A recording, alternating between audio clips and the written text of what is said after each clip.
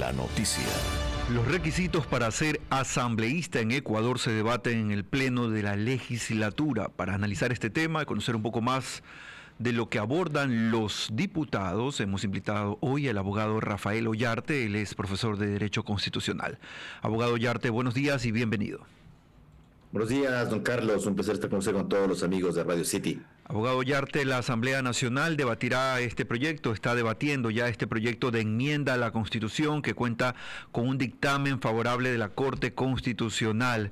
Y para hacer un poco de contexto a la gente que nos está escuchando y que se está enterando de esta temática, lo que se quiere básicamente es establecer nuevos requisitos para integrar la Asamblea Nacional, porque hasta ahora el solo hecho de haber cumplido 18 años al momento de la inscripción de la candidatura y estar en goce de los derechos políticos es motivo suficiente para candidatizarse a una elección popular. ¿Es esto realmente un requisito básico o realmente sí, como algunos legisladores sugieren, se necesita reformar la Constitución? A ver, tradicionalmente en nuestro país, en el caso de los diputados, los que ahora llamamos asambleístas, las exigencias eran ser ecuatoriano por nacimiento, tener 25 años de edad y gozar de derechos políticos. Es decir, que no estén suspendidos, que usted no tenga una sentencia condenatoria ejecutoriada que esté cumpliendo, que no haya caído en interdicción, ese tipo de cosas. En la Asamblea Constituyente de Montecristi los requisitos se redujeron. Ya no se exige la nacionalidad de origen, un naturalizado puede acceder a la legislatura. Se bajó la edad de 25 a 18 años, lo que era llamativo, desde que uno dice, podría ocurrir que el ciudadano que se ha presentado como candidato a asambleísta a los 18 años, la primera elección en la cual él participe sea en su propia elección. Aunque se nos decía que sobre eso, como se permite votar desde los 16 años, esa cuestión podía ser soslayada. Ahora, cuando han existido en nuestro país pretensiones de, por ejemplo, aumentar la edad para ser asambleísta, han existido propuestas. De hecho, el Comité para la Institucionalidad Democrática, Hernán Pérez Luz, Pablo Dávila, Canquito, presentaron un proyecto de reforma parcial bastante extenso a la Constitución. Entre otras cosas, además del famoso bicameralismo, estaba esto de aumentar la edad para ser asambleísta. Y la Corte Constitucional rechazó esa propuesta de reforma, indicando que aquello era atentatorio a los derechos fundamentales de participación. Bueno, cosas que dice la Corte, cosas, ¿ya? Y otro requisito que se estaba aumentando y que se ha propuesto recurrentemente, no solamente fue el comité, sino otras propuestas de reforma o de enmienda constitucional tendentes a que los asambleístas tengan un título de tercer nivel u otro, también ha sido rechazado por la Corte Constitucional, indicando que aquello restringiría las posibilidades de participación democrática. Es cierto, yo en eso concuerdo, no desde el punto de vista del tema de la participación democrática, sino de que el título demuestra muy poco, peor en nuestros días, es decir, obtener un título universitario en qué no es una cosa tan compleja, ¿no? Pero doctor Ollarte, en esta ocasión, esta enmienda al texto buscaría incluir un requisito para ser asambleísta, que significa no solamente ser mayor de edad y acreditar, a más de probidad notoria, experiencia, capacitación o formación justificada. Y es allí donde las interpretaciones empiezan a jugar. Efectivamente.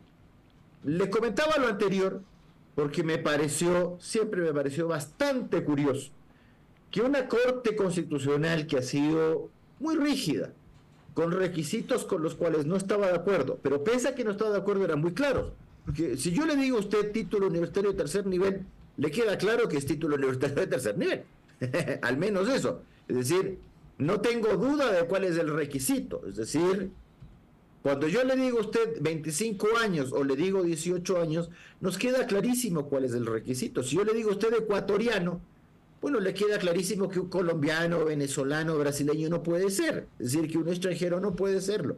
Esos son requisitos establecidos en términos estrictos y unívocos, es decir, no nos causan duda respecto de lo que estoy pidiendo para ser candidato asambleísta. Ahora, si usted me dice experiencia, Capacidad y formación justificada, ¿qué también será eso? ¿Experiencia en qué y cuánto tiempo? ¿Capacitación en qué? ¿Formación justificada sobre qué tema? ¿Y es posible bajar esa explicación, abogado Yarte? Es decir, ¿en alguna manera hay forma de poder ser un poco más específicos o de plano estamos listos para otra vez interpretaciones antojadizas? Algunos nos pidió la opinión en la comisión legislativa que estaba tratando este tema y les dijimos esto sin ningún ambaje. Recuerdo habérselo dicho yo, recuerdo haberlo dicho también Ismael Quintana y otras personas que participaron en esta sesión parlamentaria. Les dijimos, pero son requisitos que más sirven para la arbitrariedad, porque el día de mañana hay que calificar candidaturas. Entonces, cuando usted me dice experiencia, capacidad y formación justificada, bueno, no será extraño que me digan, como ha ocurrido en otras naciones con estos requisitos redactados en términos ambiguos, de que lo que para usted sí es ser experto, capaz y formado, para otro no es. Entonces, es una forma para sacar a gente del medio. Esto también sirve para eso. Si usted me empieza a redactar estas cosas así, el día de mañana me van a decir, no, pero es que su título, por ponerle, de ingeniero, no tiene relación con la legislatura, lo cual es una mentira, ciertamente, porque la ley no es solo para abogados, no es para y por abogados. Las leyes son de distintas cosas que no necesariamente requieren de una formación jurídica. Se requiere formación jurídica para otras cosas dentro de la legislatura y para eso está la asesoría. La asesoría no está para darle chamba, pues, al primo del vecino o para que tú le pongas de asesora a mi hija y yo le pongo al tuyo. No, para eso no es. Abogado Yarte, Lula Garay lo saluda. Buenos días. En ese sentido, para abonar un poco lo que usted está diciendo y graficarlo para quienes nos escuchan, lo lógico que tienen que tener los asambleístas, la razón por la cual existe la Asamblea Nacional es porque tienen que llegar a representar a la gente.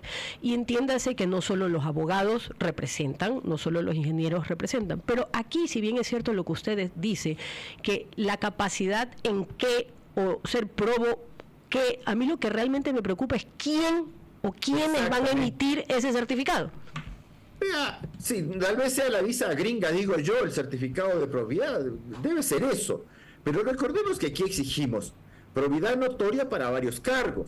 Por ejemplo, para ser miembro de la Corte Nacional de Justicia, probidad notoria. Ya estamos viendo cómo va la cosa con ciertos casos en el caso Purga. Gente que ha estado en la Corte Nacional de Justicia y que pasó al Consejo de la Judicatura, se requería para llegar a esos cargos de probidad notoria y mire cómo estamos.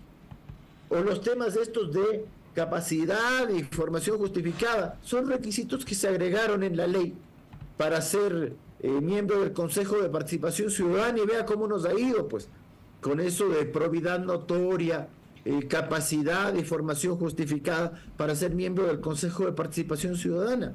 Es decir, esta cuestión, esta reforma, ni siquiera es una reforma que algo maquilla el tema.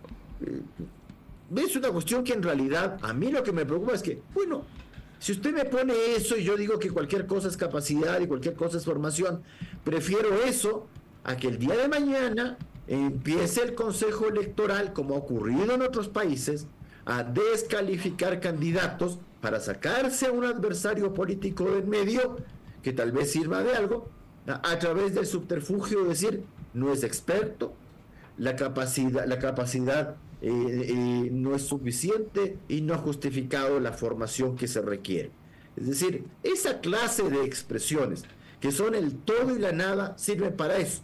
Primero, no sirven de nada respecto de la legislatura. La legislatura seguirá siendo integrada y seguirá siendo un cloacal hasta que los ciudadanos no decidamos que sea otra cosa.